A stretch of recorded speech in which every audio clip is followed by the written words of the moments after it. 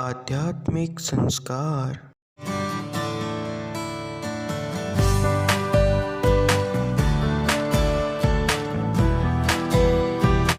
About Almighty Krishna's Bani, who is watching everyone.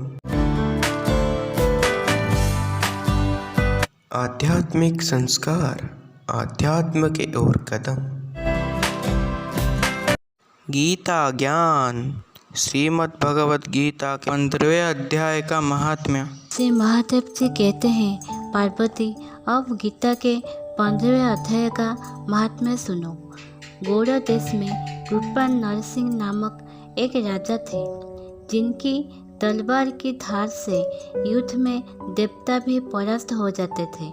उनका बुद्धिमान सेनापति शस्त्र और शास्त्र की कलाओं का भंडार था। उसका नाम था सर्पमेरुड़। उसकी भुजाओं में प्रचंड बल था। एक समय उस पापी ने राजकुमार सहित महाराज का वध करके स्वयं ही राज्य करने का विचार किया।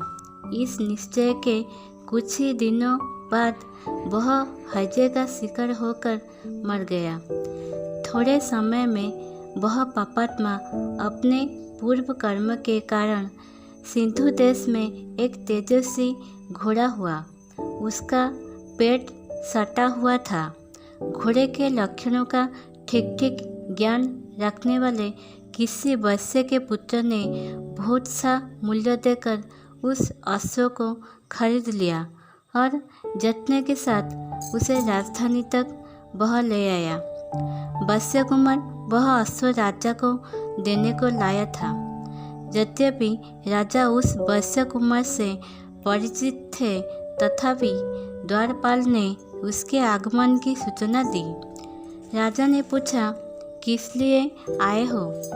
तब उसने स्पष्ट शब्दों में उत्तर दिया, देव, सिंधु देश में एक उत्तम लक्षणों से संपन्न अश्व था, जिसे तीनों लोगों का एक रत्न समझकर मैंने बहुत सा मूल्य देकर खरीद लिया है।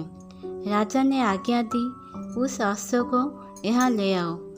वास्तव में वह घोड़ा गुणों में ऊंचे सर्वा के समान था।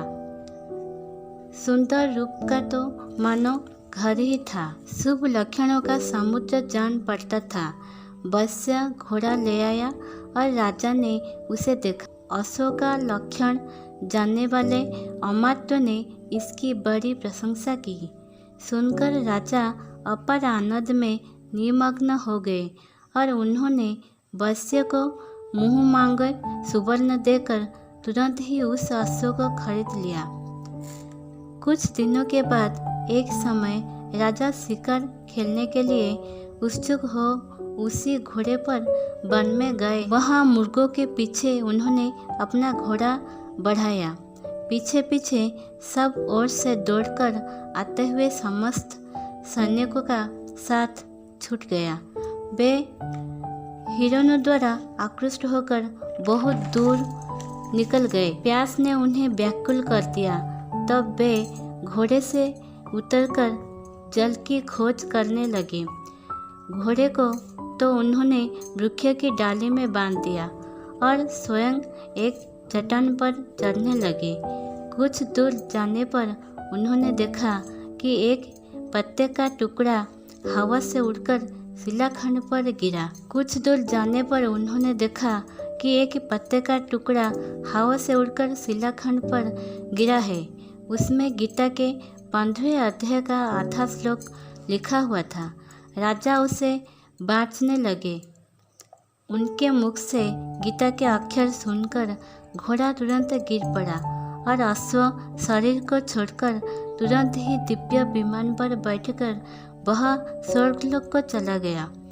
तत्पश्चात राजा ने पहाड़ पर चढ़कर एक उत्तम आश्रम देखा, जहाँ नागकेसर, केले, आम और नारियल के वृक्ष लहरा रहे थे। आश्रम के भीतर एक ब्राह्मण बैठे हुए थे, जो संसार की वासनाओं से मुक्त थे।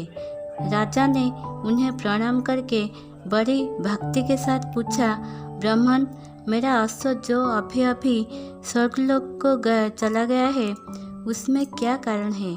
राजा की बात सुनकर त्रिकालदर्शी मंत्रवेत्ता एवं महापुरुषों में श्रेष्ठ विष्णु शर्मा नामक ब्राह्मण ने कहा, राजन, पूर्व काल में तुम्हारे यहाँ जो सारमेरुन नामक सेनापति था वह तुम्हें पुत्र सहित मारकर स्वयं राज्य हड़प लेने का तैयार था। इसी बीच में हैजे का शिकार होकर वह मृत्यु को प्राप्त हो गया। उसके बाद वह उसी आप से घोड़ा हुआ था। यहाँ कहीं गीता के 15वें अध्याय का आधा श्लोक लिखा मिल गया था। उसे ही तुम बाँचने लगे। उसी को तुम्हारे मुख से सुनकर वह अश्व स्वर्ग को प्राप्त हुआ है। तदंतर राजा के पार्श्ववर्ती सैनिक उन्हें ढूंढते हुए वहां आ पहुँचे। उन सबके साथ ब्राह्मणों के प्रणाम करके राजा प्रसन्नतापूर्वक वहां से चले और गीता के 15वें अध्याय के श्लोकाक्षरों से अंकित उसी पत्र को बाँच कर प्रसन्न होने लगे। उनके नेत्र हर्ष से खिल उठे थे। घर आकर उन्होंने मंत्रवेत्ता मंत्रियों के साथ अपने पुत्र सिंह बल को राजसिंहासन पर अभिषिक्त किया और स्वयं 15वें अध्याय के जप से विसूचित होकर प्राप्त कर लिया। ऐसे ही नए नए आध्यात्मिक विषय वस्तु के बारे में जानने के लिए और हमारे साथ जुड़े रहने के लिए सब्सक्राइब कीजिए हमारे चैनल आध्यात्मिक संस्कार को। यह वीडियो अगर अच्छा लगा है तो लाइक कीजिए इस वीडियो को, और इस वीडियो से आपको क्या सीखने को मिला ये कमेंट में ज़रूर बताएं।